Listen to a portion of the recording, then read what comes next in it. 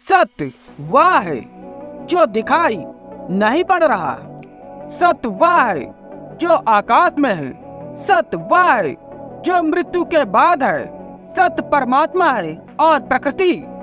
यह धर्म अफीम का नशा है, लेकिन मार्क्स गलत कहेगा अगर वह कहे कि ऐसा धर्म हो ही नहीं सकता जो अफीम का नशा न हो। ऐसा धर्म हो सकता है, लेकिन वह वैज्ञानिक चिंतन से पैदा होता है। वह विज्ञान की ही प्रक्रिया को अंतर जगत में लगाने से उपलब्ध होता है। विज्ञान एक मेथडोलॉजी है। विज्ञान एक विधि है। अगर बाहर की तरफ लगाओ तो पदार्थ के राज को वह जान लेती है, और अगर भीतर की तरफ लगाओ तो परमात्मा के राज को वो जान लेती है। बाहर से भीतर की तरफ भागना नहीं है, बाहर से भीतर की तरफ विकसित होना है। इन दोनों बातों के भेद को ठीक से समझ लेना चाहिए। बाहर से भीतर की तरफ विकसित होना है, बाहर से भीतर की तरफ भागना नहीं है।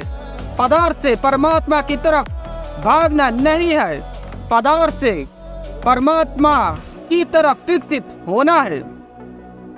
क्योंकि पदार्थ और परमात्मा एक ही चीज के दो छोर हैं, दो चीजें नहीं है। आत्मा और शरीर एक ही सत्ता के दो हिस्से हैं, दो चीजें नहीं है। दो पहलू हैं, दो चीजें नहीं है। बाहर का जीवन और भीतर का जीवन एक ही जीवन के दो चेहरे हैं, दो जीवन नहीं है। और समस्याओं को जो हल करना चाहता है उसे समस्याओं को स्वीकृति देनी होगी, और समस्याओं की स्वीकृति से समस्याओं को हल करने के मार्ग खोजने होंगे। यह पहली बात आपसे कहता हूँ, समस्याएं सत्य है, तब हम सत्य समाधान खोज सकते हैं। और जो प्रतिभा समस्याओं के सत्य को स्वीकार कर लेती है वह बड़ी चुनौती स्वीकार करती है, बड़ा चैलेंज। क्योंकि फिर यह ध्यान रहे, जिस समस्या को हम स्वीकार करते हैं जब तक वह हल ना हो जाए, जब तक हमारे प्राणों को चैन नहीं मिलती। जो समस्या स्वीकृत हो जाएगी वह चैलेंज बन जाती है प्राणों के लिए कि उसे हल करो।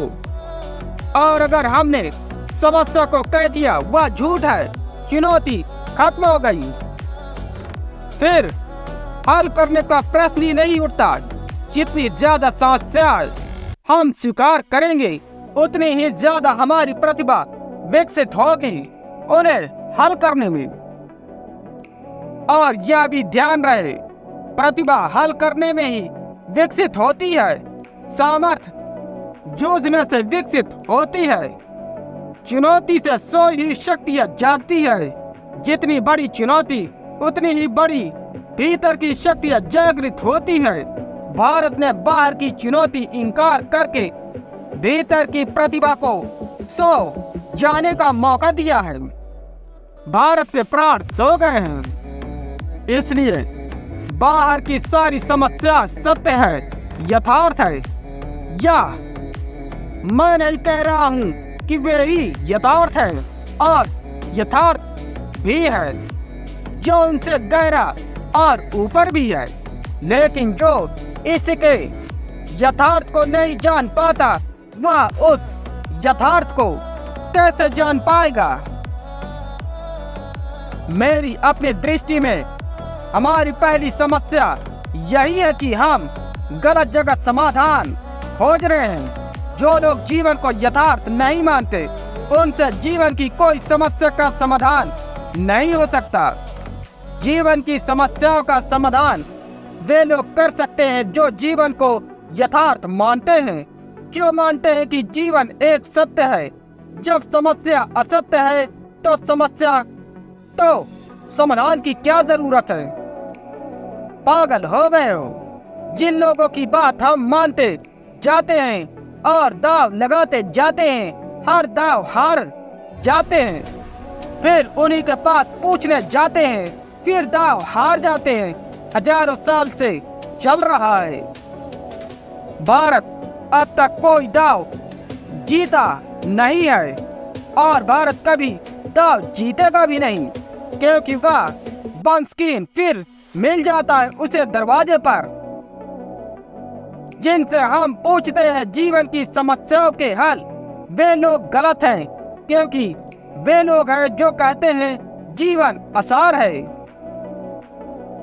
क्योंकि वे लोग हैं जो कहते हैं जीवन आसान है, और जिन लोगों ने यह मान रखा हो कि जीवन आसान है, वे जीवन की समस्याओं के हल कैसे बता सकते हैं। गागरिन नाम के घोड़े पर दाव लगाना है या उन्हें तय किया, और उनके एक साथी को बर्मन नाम के एक युवक को कहा कि वह जाकर पांचों की तरफ से दाव लगाए। वह युवक गया, वह दाव लगाकर वापस लौटा, लेकिन उसने कहा कि मैं दाव तो गागरिन नाम के घोड़े पर लगाने गया था, लेकिन वहाँ मुझे एक आदमी मिल गया, बंस्कीन, और उसने कहा पागल वे हो,